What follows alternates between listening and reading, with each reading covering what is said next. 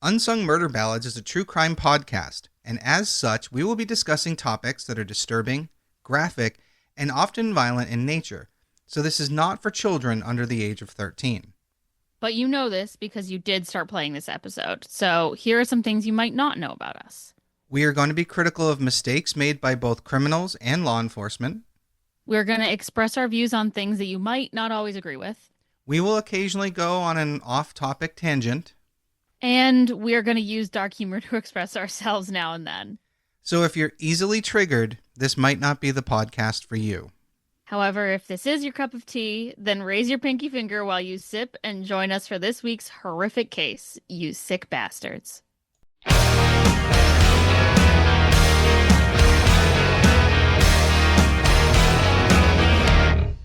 Hey everybody, welcome back to Unsung Murder Ballads. This is episode 166. I am Janus Dead.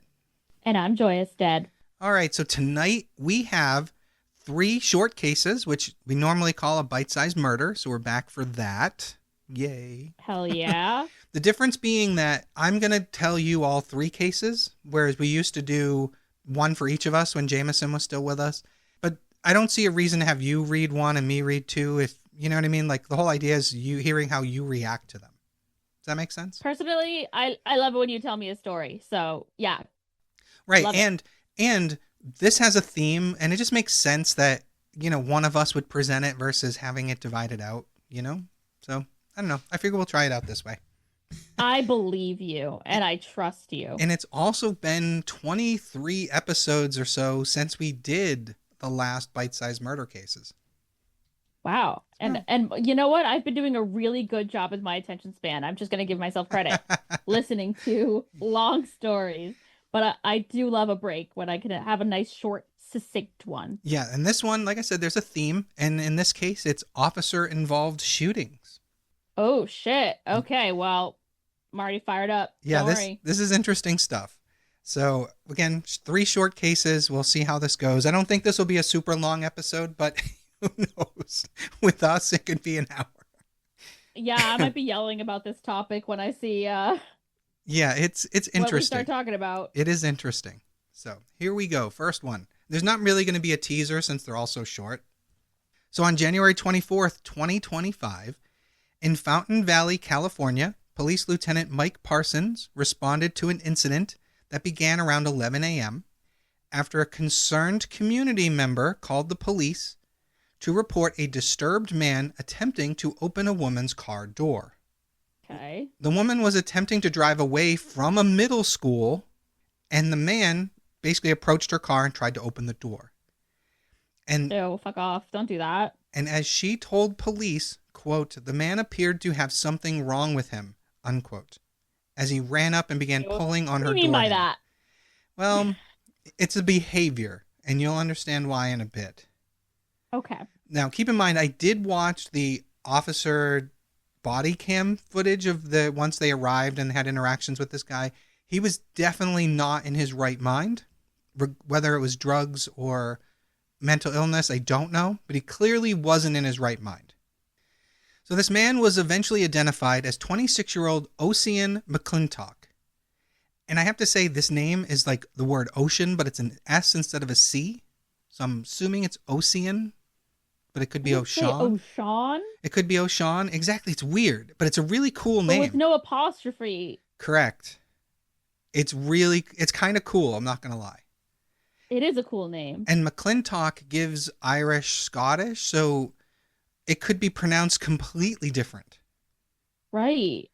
Who knows? It's pretty cool. Now, McClintock was shirtless but wearing jeans, and he had a shaved head. So the officer responded to this call near the middle school of a suspicious subject, and this is when he drove up and located McClintock. And this is Officer Parsons. So as he approached McClintock, he got out of his car and he walks over to him on foot and he asks him to take a seat. And McClintock, who's pacing, says to him that he didn't have to take a seat. And Fair. Know your rights. Yeah. Well, he starts repeating, "In Jesus' name I pray forever, amen," over and over again. Okay. And as the officer approaches him, he suddenly takes off running. So the officer started chasing after him, basically planning at this point to arrest him for resisting arrest. But he lost sight of him and radioed to his colleagues to, quote, just let him go if they saw him, and he ran off again. Right. Because he wasn't really resisting arrest if you never said you were trying to arrest him. Agreed. So another officer radioed back saying that she copied, a female officer saying, copy, like I heard you. And she turned, but then she turns into the lot and she turns on her body cam when she sees him directly in front of her car. Ooh. So McClintock starts approaching her car and she is in the act of getting out of it when he suddenly kind of comes at her. So she's reaching for her gun and a physical altercation happens between the two of them. Oh, no. They literally start wrestling for the gun and she ends up on the ground and he is able to take her gun out of her hands. And and he's standing over her. And the audio from her body cam footage is her yelling out to people, he's got my gun, he's got my gun. Oof, now that's really scary. He is standing over this officer with the gun in his hand.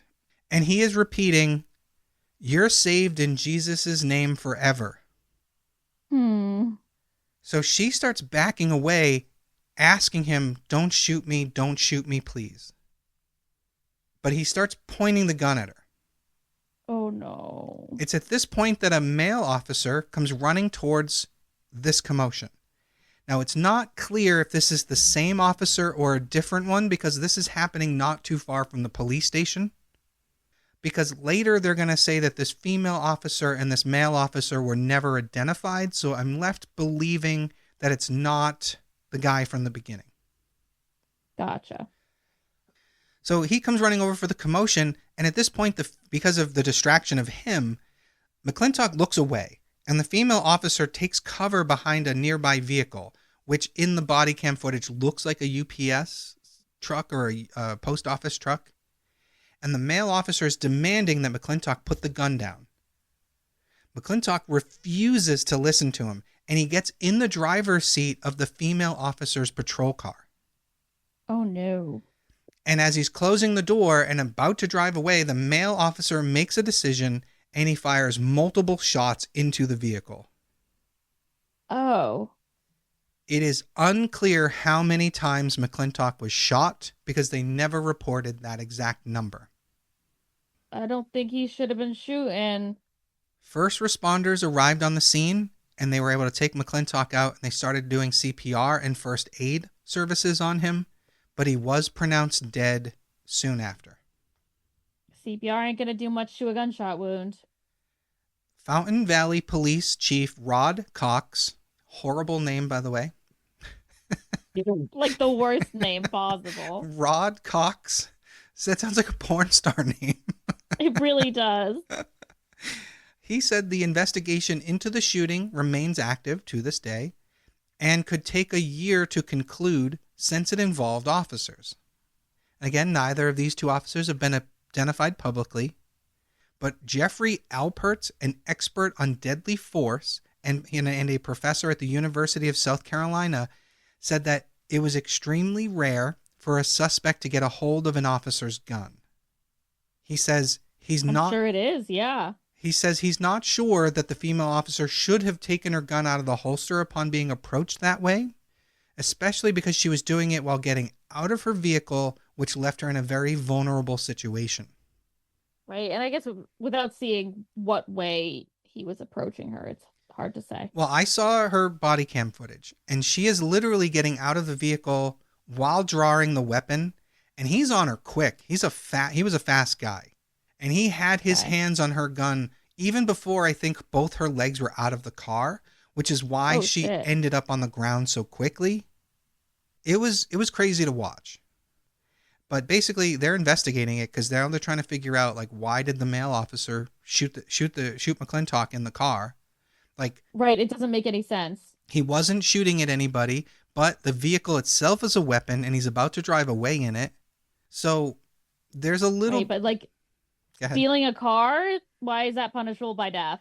Because he just stole an officer's weapon as well. I Again, agree with not you. Again, not punishable punishable by death. But again, this is one of those. This is why we're doing the police cases right now. Right. It's an interesting. Right. Where it's like, was it a bad choice? Yes. Is it a crime? Yes. Should there be consequences? Yes. Should it have been killed? Again, Absolutely the fuck not. but again, just I'm trying to imagine being in a situation as a police officer where a guy, he was holding a gun at her. He took her weapon and he's telling her she's saved by Jesus and he's about to get into her car and drive away. That is a danger to the community. Sure. But that's again not a crime punishable by death. But again, I mean, yes, I agree, but maybe he maybe should have shot in ways that weren't fatal. Right? He should have shot at the tires. That wouldn't stop the vehicle. He can still drive on flat tires. Right. So slow it down, you know. Yeah, but again, it's hard to know. And this guy could have shot back. He is armed and he's behaving erratically.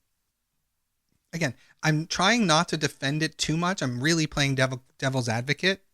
Mm-hmm. But the whole thing's weird. I don't know. It's weird to me. But I don't know where I stand. I do think they were kind of justified, but I agree with you. They should have taken a non-lethal action. But right. And of all the moments during this altercation, like, I don't think that made sense. Like, when he was actively pointing his gun at someone, I still don't know if that's the right move, but that was when he was at most direct danger, like, to somebody. Right, agreed. Because he did say, put the if we're gun close down. To the police station, it's just a guy in a stolen car. Okay, cool. We're gonna go chase down that car. But it's a guy with a cop's gun in a cop's car. I don't know. I mean, I agree with you. I don't care whose car it is or whose gun it is, man. He assaulted a police officer. He stole a gun. Like, he should certainly face consequences for that. But I agree. It's not worth putting him to death for. But I'm also not certain the officer meant to put him to death. Right. You know, it's fucked up. It's important that someone with that power knows better. I agree. Right, knows better than to do that.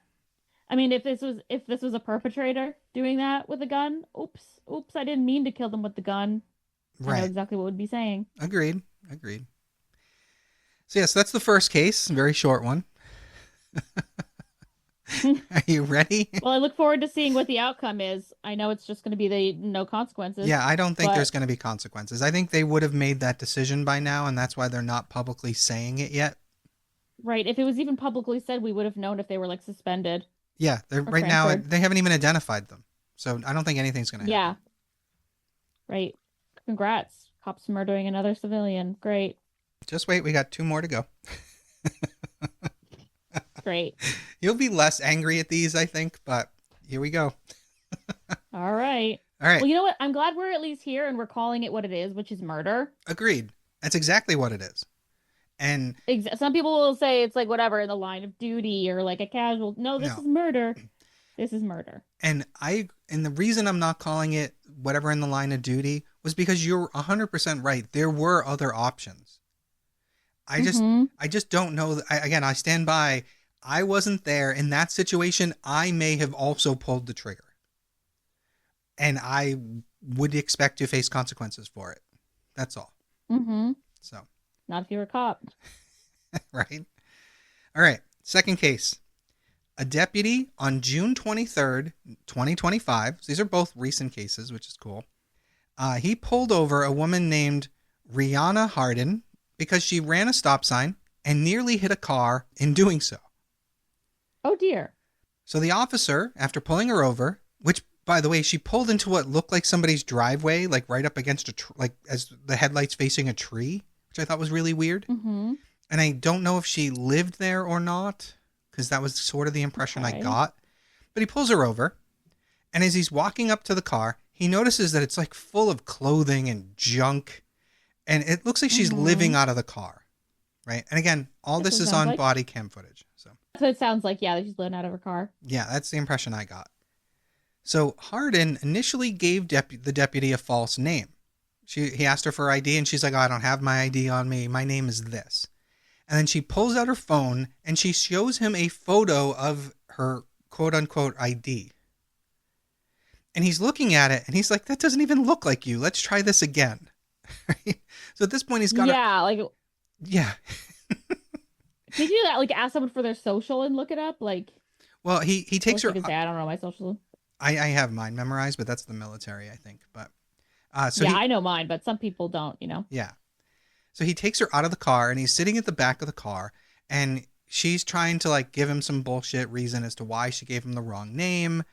And he's like, look, let's cut the shit. Tell me what your name is. Like, and he looks her up and her real name was Rihanna Harden. And he was able to figure out that she was driving on a suspended license and she's a recently released convicted felon. Bad moves, Queen, Yeah, but that's probably why she has a suspended license. right. So he then starts searching her and he finds that she is in possession of controlled substances. Okay. So, yeah. So again, convicted felon, driving without a license, drugs on your person, not a good idea. Not the smartest of moves. So at this point, the officer walks back to the vehicle and he is surprised when he realizes that there's a man in the passenger seat that's just waking up.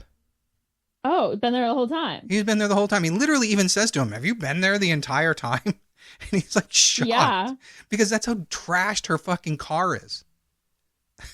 Yeah, it's just like could have been a pile of junk, but it's a man. It's a dude sleeping in the passenger seat that was like fully laid back, you know? So the cop takes him out. He asks him a couple questions, but this guy, he's normal. There's nothing out of the ordinary about this guy. He's just a passenger. He's just a passenger in this woman's crazy night. Mm-hmm. So the deputy returns to Hardin, and before cuffing her with her hands behind her back, he pats her down one more time. And so he puts her in the back seat. And once she's in there, he walks back and he's radioing people, whatever, other officers. And she takes a visor off that she was wearing and she uses it to try to obscure the camera that's like facing the back seat. She's sitting there. She got her hand out of one of the cuffs and she's literally, she's using this visor to try to obscure everything that so that you can't see it on the camera. And while she's doing this, she's also using her hand to slide the center plexiglass, the partition between the front and back seats. She's sliding it around to make a space in between the front seat and the back seat. Just enough, like a gap. Okay. It's weird. So at one point... Yeah, it sounds like she's been back there a couple times. Yeah, a couple times. So at one point, before they leave, the officer checks on her again and realizes her hands are free. So he takes her out and recuffs her and puts her back in. And he pats her down one more time. So now he's got her in the car and he's driving her to the Marion County Jail. And Hardin can be seen fidgeting around the back seat again. And she does this for several minutes. She has somehow managed to get her hand free again. Damn, this guy's bad at handcuffing. And she retrieved a small revolver that she had hidden inside her vagina. My mouth is gaping. Girl, how? I have so many questions. Yeah. There's literally a scene later on in all this, body cam footage where two cops are talking and one cop literally says to another, yeah, she hid it in the one place he can't check. Yeah. Oh my God. That's nuts. I don't even want to know how uncomfortable that must have been. I can't imagine. So. And how terrifying. Oh my God, a loaded gun? Yeah, right? Hey. The fuck? You got me. I don't even want to know. I don't want to know. I just don't. Man. Oh. So yeah, me neither. At approximately 2:15 a.m., she shifted in her seat, tilted her head slightly, and then, with one wrist still handcuffed, she attempted to push the gun through the gap in the partition, and she started firing. Oh my God. Now, this deputy kind of screamed and moved to avoid being shot, and he ended up crashing the vehicle into a utility pole. Yeah. It happens. Yeah. And then as she When you're being fires, shot at in a moving vehicle. yeah, right. Like, I'm getting out of this fucking car. So, and literally, he's exiting the car as she shoots again, and he pulls out his gun and returns fire. When the gunfire stops, Hardin can be seen on the camera footage trying to kick out the glass of the rear window. Now, he's just calling for backup. He's hiding behind something. She's not getting out of the car. So he's waiting for backup to arrive. And when they arrive, they're able to handcuff her because they found out, because when they walked up, she had already thrown the gun away from her so that they wouldn't shoot at her anymore. Gotcha. So they get her out of the car, and they're while they're doing this and they're arresting her, they're looking at the deputy, and they realize that the first bullet she fired grazed his right cheek just below his right eye. Whoa. Talk about like divine intervention. Yeah, that's real fucking close. Because it turned out the first shot, the gun misfired. So it probably should have hit him right in the head. Now, this is the weird thing. I know guns well. I worked with guns and explosives and ammunition in the military. Basically, if you have anything in that barrel, it can affect how the bullet comes out of that barrel. And considering where she hit it, mm-hmm. I'm just saying, chances are that's what that's what saved this guy's life. The coochie contamination in the barrel. Yes, the coochie contamination. I love it. Oh my goodness gracious. Oh my goodness. Yep. Now, in subsequent interviews, Hardin would go on to say that she had a rough upbringing and an inherent distrust of law enforcement, and that was part of why she behaved the way she did. She also said that she was unhappy with this officer because of how arrogant he behaved and how he treated her during this traffic stop. She also said that he did not answer her questions to her satisfaction. Yeah. Oh, is that so? Yep. And she noted that she didn't like that he'd searched her despite the fact that he was a man. Well, girl, he clearly didn't search you thorough enough. Right? Exactly. It's going to be because of someone like this that things might get a little less comfortable for them in the future in terms of searches. Right. Yeah. Because let's be honest, I don't know what the stats are of women officers versus male officers, but I doubt it's even 50-50. So right, the likelihood of a woman being having to be searched by a man is gonna have to be pretty high. And if something like this, in the best case, you would hope they could call for backup. Right, but they might not be able to. But either way, this woman's probably gonna make it worse for people in Florida. So. Yeah, as if they need it to be worse. Right. So in addition to being charged with attempted murder, Hardin pled no contest to counts of possession of a firearm by a convicted felon, possession of methamphetamines, possession of cannabis, possession of other drug paraphernalia, as well as providing a false name to law enforcement. She did do those things. She did do all of those things. She was sentenced to 40 years in a state correctional facility for her attack, and because of her no contest plea, the judge actually lowered the charge to second-degree attempted murder instead of first-degree attempted murder. Wow. Yeah. 40 years for second-degree attempted murder is pretty extreme, but considering she was already a convicted felon, I'm not surprised she got that. Well, and she was attempting to murder a cop, so right. Of course she's going to get a worse punishment. Right. So that one's because obviously cop lives matter more than civilian lives, yeah. as we all know, as we've all seen 100 times. Yep. So that's the only one we have. Obvious, but I have to say it. Yeah, that's the only one we have where nobody died. So there's that.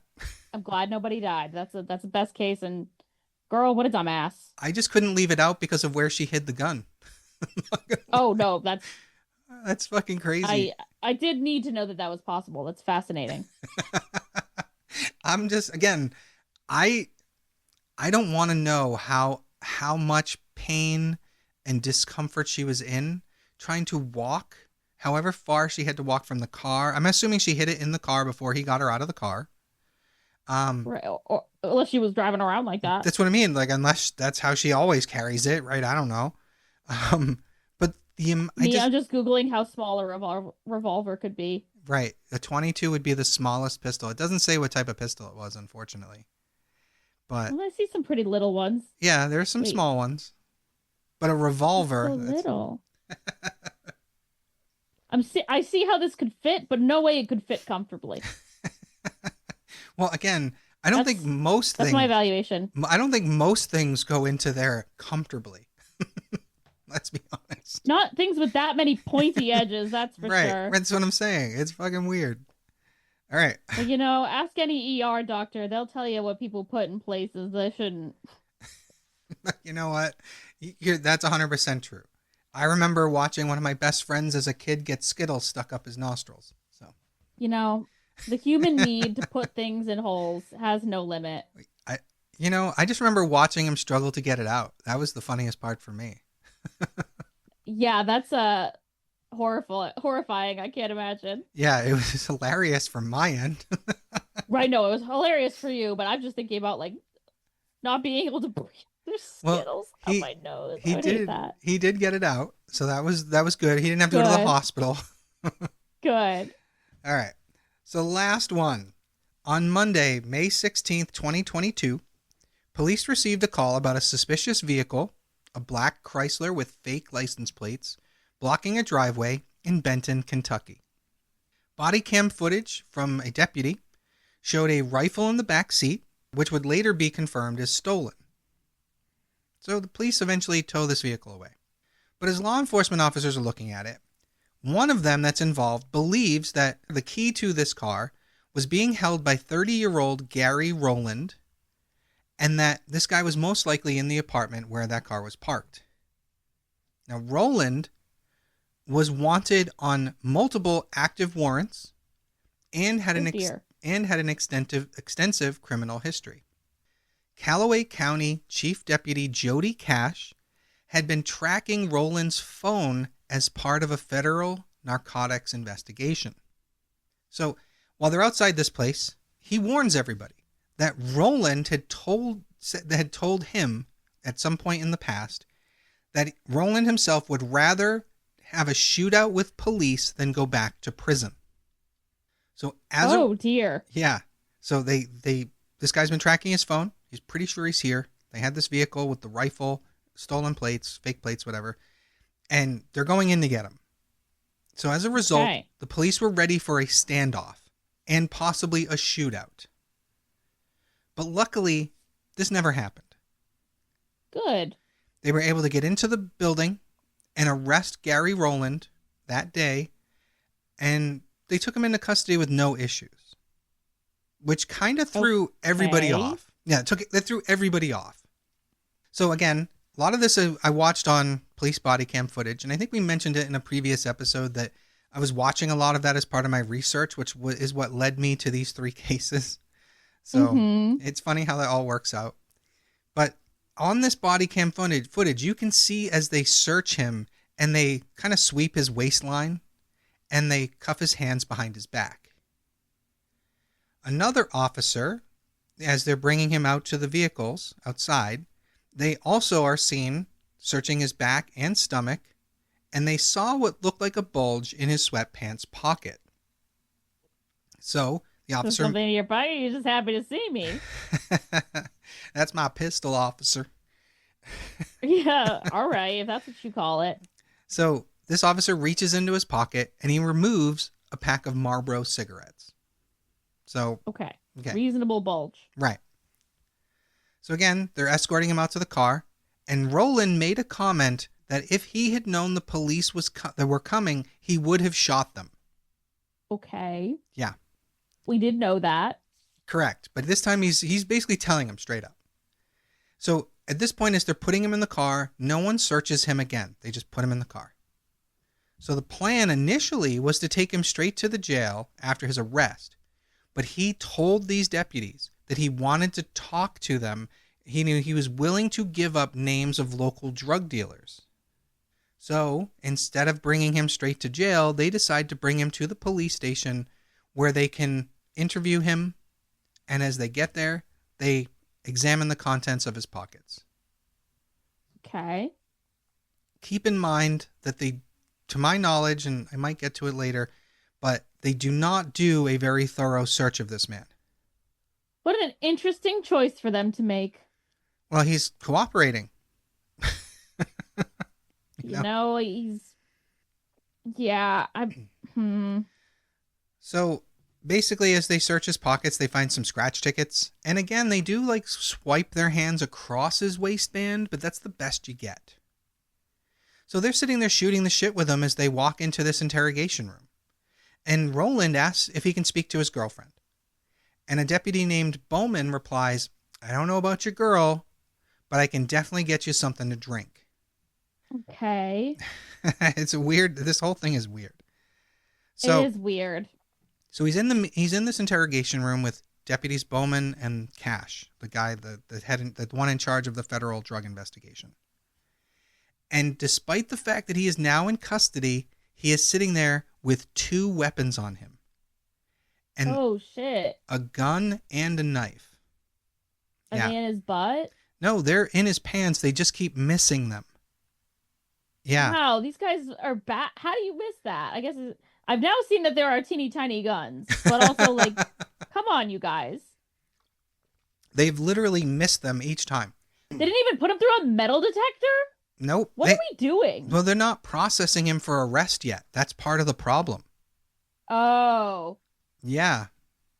So there's like a break in protocol dumb. here. Yeah. Yeah. He's sitting in silence with his hands cuffed behind his back.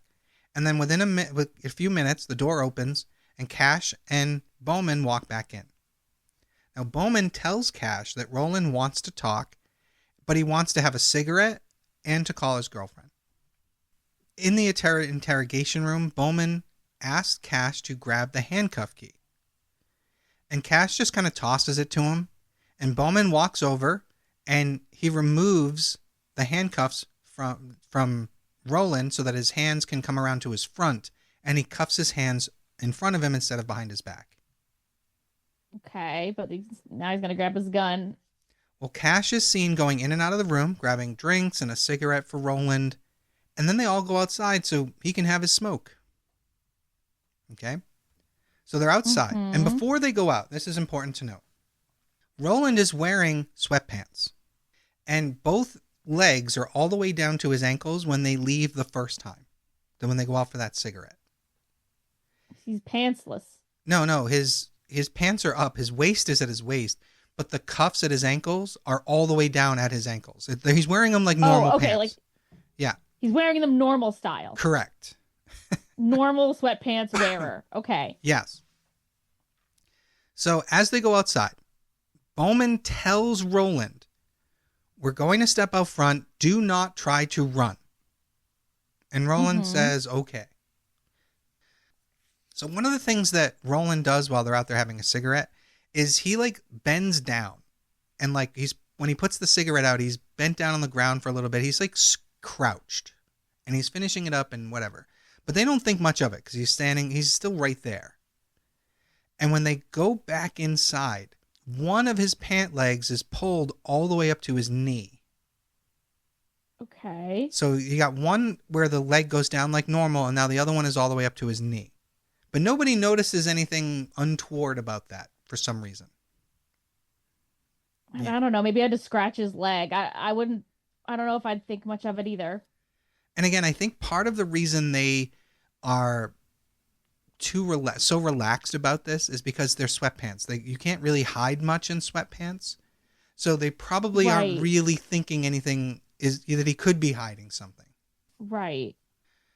So after the smoke break, the 3 men are in that room and they're talking for a bit longer. And after a while, Roland says, hey, I could really use another smoke, you know. I'll continue cooperating with you guys. So once again, they make this little pilgrimage outside. Okay. Now Roland is standing there smoking, and Bowman and Cash are on either side of him. Surveillance cameras at the sheriff's office should have captured everything that's about to happen, but they didn't work. Oh, dude, that's not good. It's fucking bullshit. If the cameras don't even work at the police station, yeah, I'm lost. Right, for real. So the trio are standing there, and another deputy named Brandon Little pulls up, parks his car, and he walks towards the front door.